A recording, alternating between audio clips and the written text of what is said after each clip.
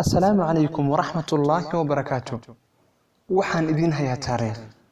wuxuu ahaa mid alla ka cabsi badan wuxuu sameyn jiray darimaha si uu uga soo saaro qutulyoonkiisa habeenada ka mid ah wuxuu ku riyooday riyo cajiib ah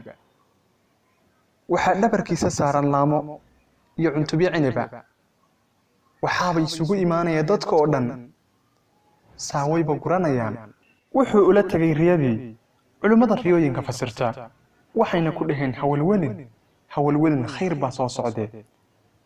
waxaa lagu yiri khaliil wax ciyaala ma dhashay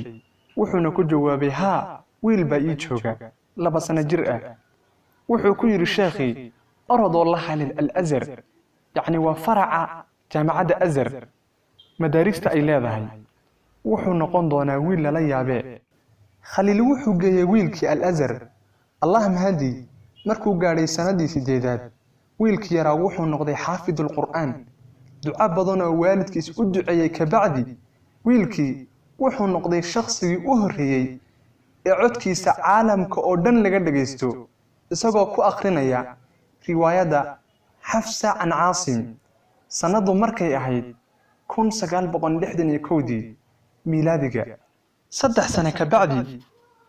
wuxuu caalamka ku soo kordhiyay riwaayada Warash sanadu markay ahayd 1964 miilaadiga dhageysiga codadkiisu waxay gaareen daafaha caalamka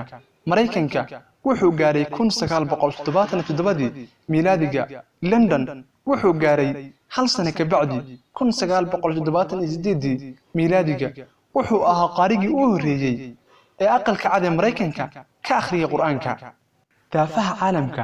wuxuu ka ahaa dahab ilaa ay tiir booga timi wuxuuna geeriyooday 24 bishii labaad 1980 miilaadiga miyaad garan qofkan taariikhdiisa xusaynay wuxuu ahaa qaarigii weynaa Maxamuud Khaliil al-Xusari من عمل صالحا من ذكر أو أنثى وهو مؤمن فلنحيينه حياة طيبة